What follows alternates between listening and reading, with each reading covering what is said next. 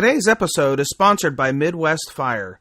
For more than 20 years, Midwest Fire has been manufacturing high-quality tankers, tanker pumpers, and fire rescue vehicles in the United States and Canada. Keeping firefighters safe while enhancing their capabilities is what they do best. To learn more, go to MidwestFire.com. This is Battalion Chief Stephen Page from the Raleigh Fire Department, and you are listening to the SA Matters radio show with Dr. Rich Gasaway. The SA Matters mission is simple. They want to help us see the bad things coming in time to avoid bad outcomes.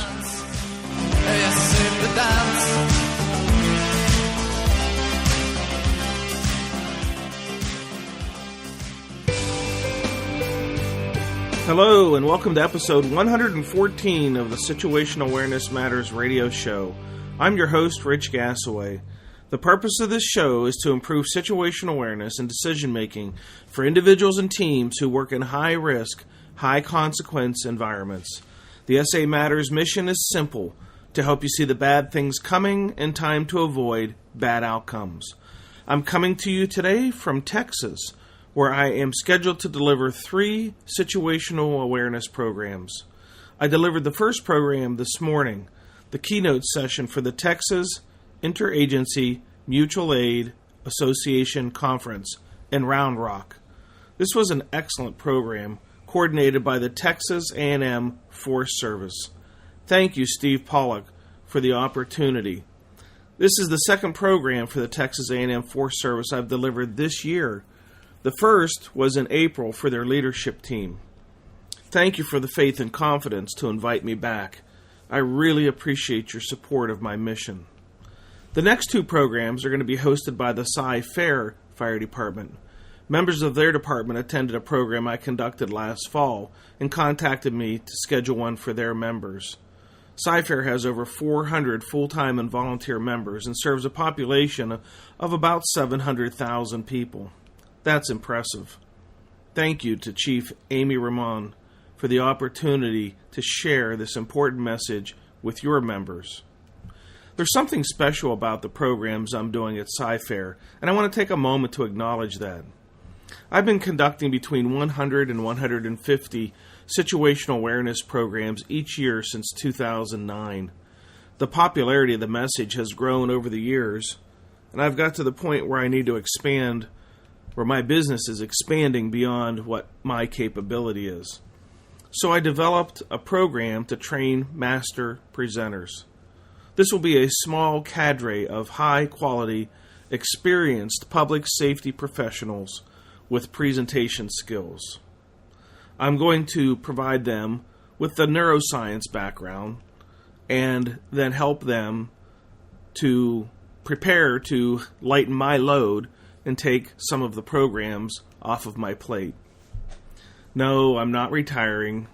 I'm just being smart about how to meet the demand for the message and to get it out there to all the departments who want it. It really pains me to tell departments I don't have room in my schedule to help them when I know that they need it. And especially since I know that this message can and does save lives.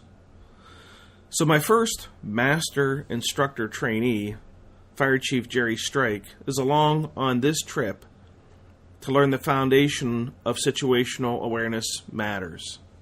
Thank you, Jerry, for joining the team, and I'm super excited to have you along for the ride to be part of this mission. The SA Matters mission is focused on helping first responders, firefighters, police officers, emergency managers, dispatchers, law enforcement, business leaders, and industrial workers learn how to develop and maintain situational awareness while working in high-risk environments. Hey, speaking of SA Matters programs, have you scheduled your tour stop event yet for your department or region? No? You haven't? Seriously? What are you waiting for? Did you know that issues related to situational awareness, or the barriers that flaw awareness, are implicated in nearly every significant firefighter casualty report? It's a really, really big deal. The problem is, most first responders don't know anything about it. They think so long as they pay attention or keep their head on a swivel that they'll have good situational awareness. And as anyone knows who's attended one of my programs, that's simply not the case. Oh, sure, paying attention is part of situational awareness development, but it certainly isn't all of it. There's so much more to it. Those who think it's simply about paying attention are just uninformed. Don't be uninformed on a topic this important, a topic that can literally save your life. There's too much at stake. As situational awareness serves as the foundation for good decision-making, and it's decision-making that drives the actions that leads to successful outcomes or catastrophic outcomes. If you're interested in attending an upcoming Situational Awareness Matters tour stop, head over to the SA Matters website and click on the blue box on the right side of the homepage labeled Upcoming Events Schedule. More than 500 agencies on 4 continents have hosted Situational Awareness Matters tour stop events. If you're interested in hosting a Situational Awareness Matters program in 2016 for your department or association, just contact me through the SA Matters website. Click on the Contact Us tab, and we'll get something set up for you. My 2016 schedule, though, is filling up fast. But thanks to the addition of my new master instructor, it opens up some extra capacity. So if you're interested in booking something for the fall of 2016, go over to the SA Matters website and click on the Contact Us link. I'm also actively booking the 2017 programs. I'm going to cap the number of 2017 programs that I do to spend a little more time with my family, but the master instructors will step up and pick up the slack. If you want to book something for 2017, contact me now to get on the schedule. Here's a tip for how to host a program at a reduced cost. I schedule many what I call companion programs. These are programs on adjoining days to other programs. So if you see I'm delivering a program within a couple hours of your department and you think you might want to tag along as a companion, contact me. You can save as much as 20% off the program cost by being a companion to an existing program. That's what I did in Texas this week. While I was here for the Texas Interagency Mutual Aid Association Conference, Firefighter Fire Department saved money by joining on as a companion. That's what Brighton Area Fire District did last week when I was doing a program in Michigan for the Eastern Michigan University. That's what Spokane Fire Department did the week before that when I was in Montana doing a program for the Montana Fire Alliance.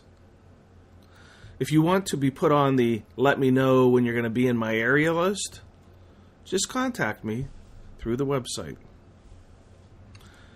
Okay, in today's feature segment, I'm going to discuss how noise can impact situational awareness of first responders as I share what I learned when I visited the Hong Kong Fire Service Training Facility. I'm going to jump right into the feature segment now, but when it's done, stick around because I'm going to announce where the upcoming SA Matters Tour Stop events are. All right, let's jump into the feature segment, the role of noise as a situational awareness barrier.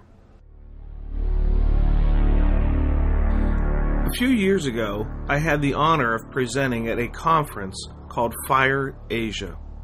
It was hosted in Hong Kong and brought together fire professionals from Asia, Europe, and Australia. While there, I received a tour of the Hong Kong Fire Department Training Center. Many of the props that they used are very similar to what we would see here in North America. However, there was one very noticeable difference in the maze they used to train their firefighters. Noise. They used speakers to pump noise into the room as the firefighters maneuver their way through. Their reasoning makes perfect sense from a neuroscience perspective. The noisy maze. In addition to the noise from the speakers, they use a combination of steam and smoke to create an environment that is hot with low visibility. The steam distribution is loud and distracting, but when they turn on those speakers and start pumping in noise, it takes the distractions to a whole new level. Our tour guide told us the participants complain about the noise more than any other aspect of the maze. They say the noise is distracting and it breaks their concentration. It confuses them and makes it hard for them to think. The tour guide informed us that is exactly the reason they create the noisy environment. They want to create the distractions, confusion, and break the concentration of the firefighters. This particular maze is so technologically sophisticated, the operator can track the movements of the participants. The noise has a very noticeable impact on individual and crew performance. Any surprises yet? Probably not. So let's take the concept to the command level. Breaking concentration. If firefighters working in an environment of high noise have their concentration broken and become confused, and the noise makes it hard for them to think, it is plausible the same thing could happen to an incident commander working in an environment where there are loud fans, saws, engines, sirens, air horns, yelling, etc. Noise impacts awareness. That was one of the research questions that I asked when I was identifying the barriers that flaw situational awareness. Turns out that's exactly what happens, and there's plenty of neuroscience research to back it up. The ears, or more specifically the auditory processing center of the brain, isn't very good at separating out the noise from meaningful information. In a stimulus-rich environment, the ears are at a disadvantage because they can't scan. The eyes can scan. You can look around and see what's important, or at least what you think's important. It's much more difficult for the ears to only listen to what's important. Think about it this way. You can squint with your eyes, but you can't squint with your ears. In a noisy environment, your ears will take in and process noise as much as they do the information, and everything that comes into the ears has to go through a conversion of sorts from sounds to meaningful information. The more noise there is, the more channels get bogged down, perhaps even clogged up. If you've ever tried to concentrate on something in a noisy environment, you know it can be darn near impossible, and you'll either want to shut off the noise or retreat to some place that's quiet so you can think. If reducing the noise improves your thinking in your day-to-day life, then reducing the noise for an incident commander may have the same positive outcome. Less distracting, improved concentration, less confusion, and easier to keep your mind on what is important. Situational awareness entails your ability to capture information, clues, and cues, and process that information into meaning, and then subsequently make accurate predictions about future events. Noise impacts all three levels of the situational awareness development process. Noise can keep you from capturing audible clues and cues. Noise can overload your auditory processing center and keep you from comprehending what may be happening. And finally, noise can consume so much brain function that it makes it near impossible for you to think about future events. As you determine the location from where you are going to command, consider the impact of noise on your ability to command effectively. Don't fool yourself into believing that you can somehow be immune from the impact of noise on your brain's ability to concentrate and comprehend. Unless you possess some kind of special skills that can filter out noise and only process the most important pieces of information in an environment you are working in, you are vulnerable. Do your best to command from a location that removes you from having to hear and process all the extraneous noises at an incident scene, because it will impact your situational awareness. Okay, as I always do, I want to take a moment to thank the departments and organizations that have hosted some recent Situational Awareness Matters tour stop events. I do this to show my appreciation to those organizations who put forth the effort to organize, advertise, and fund great training experiences for their members and others in their region. Your efforts to bring this valuable and powerful training on situational awareness and high-risk, high-consequence decision-making processes to your members and others in your region are greatly appreciated. The Spokane Fire Department, who hosted 2 programs. The Montana Fire Alliance, who hosted 4 programs. Brighton Area Fire Department in Michigan, and the Eastern Michigan University School of Police and Fire Staff and Command Executive Leadership Program.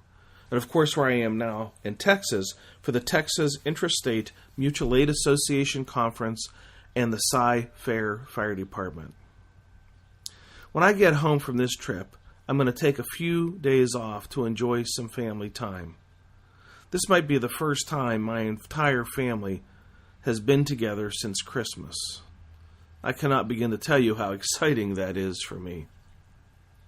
All right, if you're interested in joining me for an upcoming Situational Awareness Matters tour stop, on July 6th, I will be in Ames, Iowa, doing a program for the Iowa Fire Training Bureau. On July 7th, in Overland Park, Kansas, a program for the Overland Park Fire Department.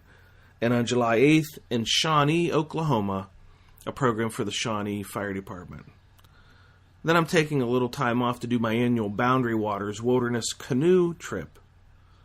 This is a trip I've taken every year since 2005. It really is the highlight of my summer. Then July 23 to 26, I'll be at the NSA convention in Phoenix, Arizona. And then I'm going on a Boy Scout high adventure trip, where we're going to be sailing off the Florida Keys for 14 days. This will mark the 3rd Boy Scout high adventure trip that I've taken. And I'm a proud father of 2 Eagle Scouts and a 3rd one on the way. My daughter has also earned her Gold Award recipient for Girl Scouts. What great organizations those are. This upcoming high adventure will be 2 weeks on a boat off the Florida Keys. For you scouts out there, it's known as Sea Base. 2 weeks with my 16-year-old son on a boat. No work distractions for me. No technology for him. This might end up making a good episode of Survivor. Anyhow, then I'll be back on the road. So if you want to catch me after that, August 17th, 19th, and 20th, I'll be at Fire Rescue International in San Antonio. Thank you to the International Association of Fire Chiefs for giving me the opportunity to present at FRI for more than 10 years in a row, including the opportunity to keynote the conference in Chicago. I am deeply honored by your support of my message. August 22 to 26, I'll be doing a week-long Company Officer Development Institute program in Zionsville, Indiana. The Company Officer Development Institute is a program that I do full week for company officers. No PowerPoint, no book, no theory, no BS, just the practical skills you need to be effective as a company officer. When I get a chance to talk with chiefs, and they say, why would we want to host this program? I say, well, the purpose of this program is to keep problems out of your office, to identify and solve problems at the company level. That's usually enough to get the program scheduled. And now I have a series of departments that have made the Company Officer Development Institute mandatory requirement for promotion. Pretty cool, huh? Anyhow, August 27th, I'll be hanging over in Zionsville for an encore program for situational awareness. August 28th, I'll be at the Heartland Deerfield, Michigan Fire Department for a program. Hey, if you're interested in a companion program and you're in Michigan, Indiana, Illinois, or Wisconsin, there's a program to tag onto, because I'll be driving and that'll be my route to and from Minnesota to Indiana, to Michigan, and back to Minnesota. So if you're anywhere along the way between, say, Detroit and Minneapolis, all the way Indiana, Chicago, Wisconsin, Madison, Eau Claire, anywhere along that way, good companion opportunity. September 8th, I'll be delivering the keynote for the Arizona State Fire School.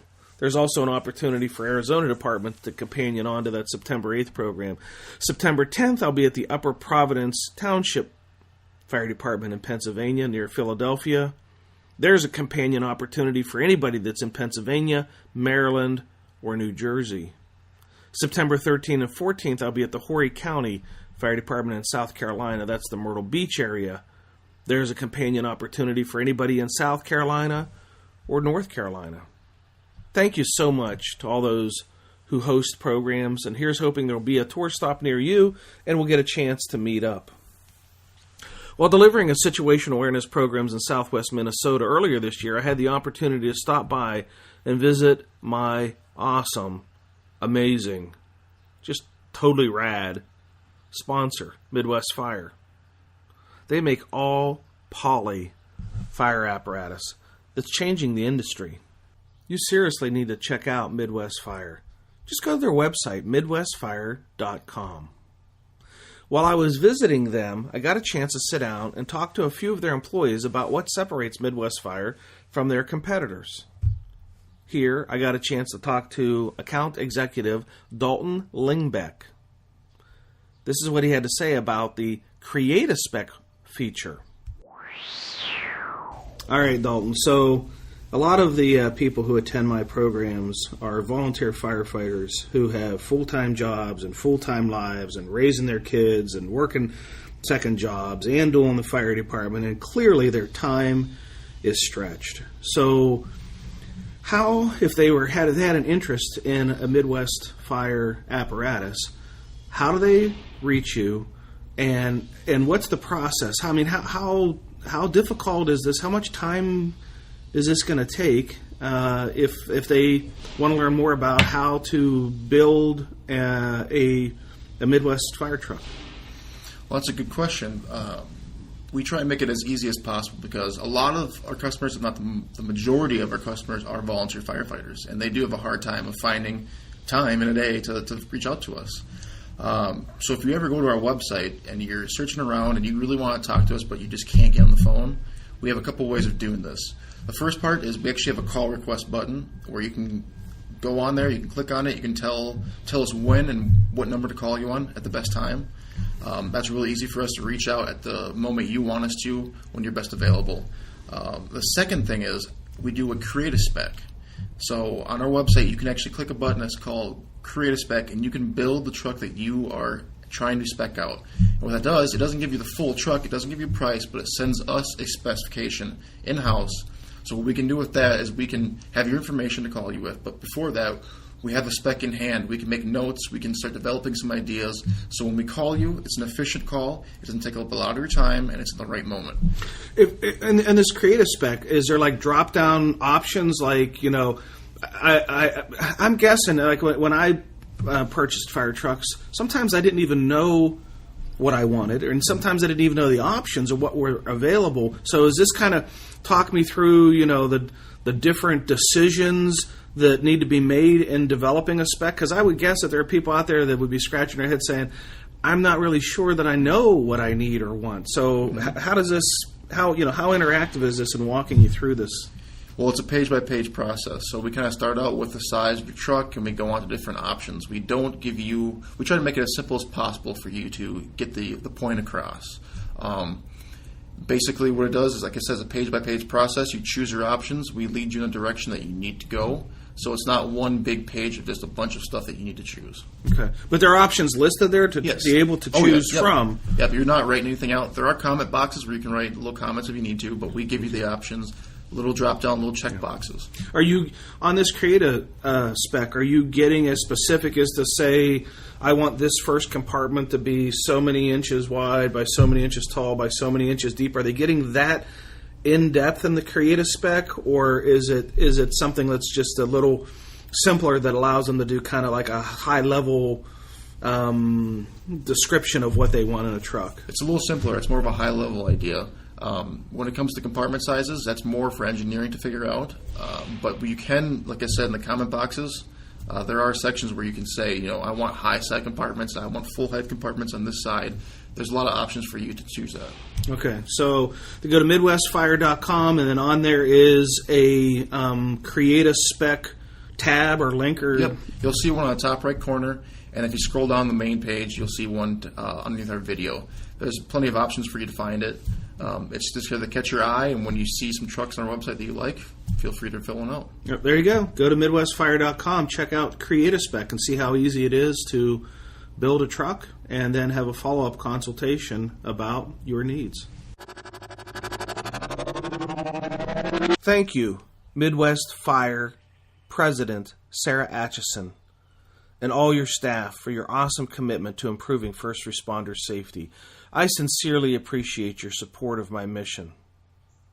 Hey, if you're interested in attending an upcoming Situational Awareness Matters tour stop, head over to the SA Matters website and click on the blue box on the right side of the homepage labeled Upcoming Event Schedule.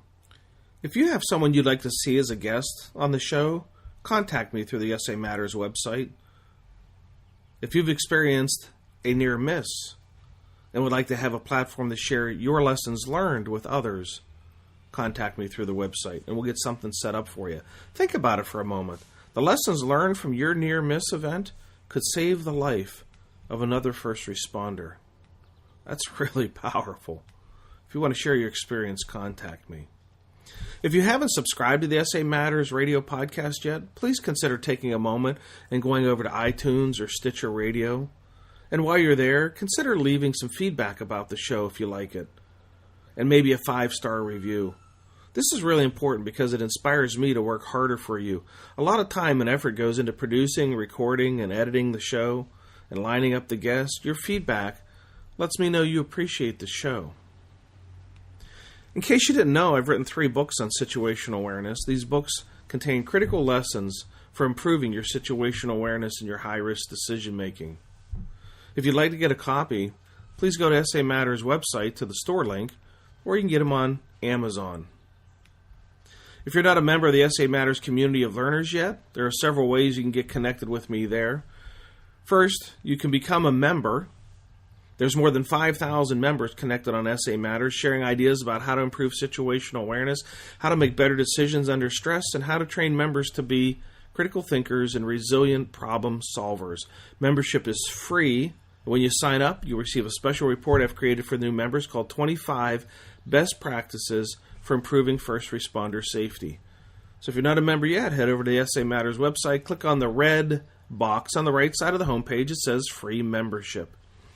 If you want to get connected with me on social media, on Twitter, you can follow @RichGasaway or @SA Matters on Twitter. The SA Matters Twitter community is approaching 17,000 followers of our mission on Twitter. Thanks to those who follow along there.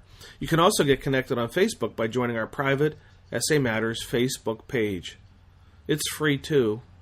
To do that, just go to facebook.com/groups/SA Matters. There's an enticement for you in the Facebook group too.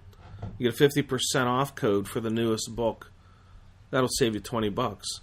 On LinkedIn, you can also find me by searching Rich Gasaway. And if you want to check out some videos, just go to YouTube and get connected with the SA Matters TV YouTube channel. Well, that's it. Episode 114 is complete. Thank you to our podcast sponsor, Midwest Fire. Thank you to all of our live event hosts. And thank you to our listeners for sharing some of your valuable time with me today. I really appreciate your support of the SA Matters mission. Be safe out there, and may the peace of the Lord and strong situational awareness be with you always. You've been listening to the Situational Awareness Matters radio show with Dr. Richard B. Gasaway. If you are interested in learning more about situational awareness, human factors, and decision-making under stress, visit samatters.com. If you are interested in booking Dr. Gasaway for an upcoming event, visit his personal website at richgasaway.com.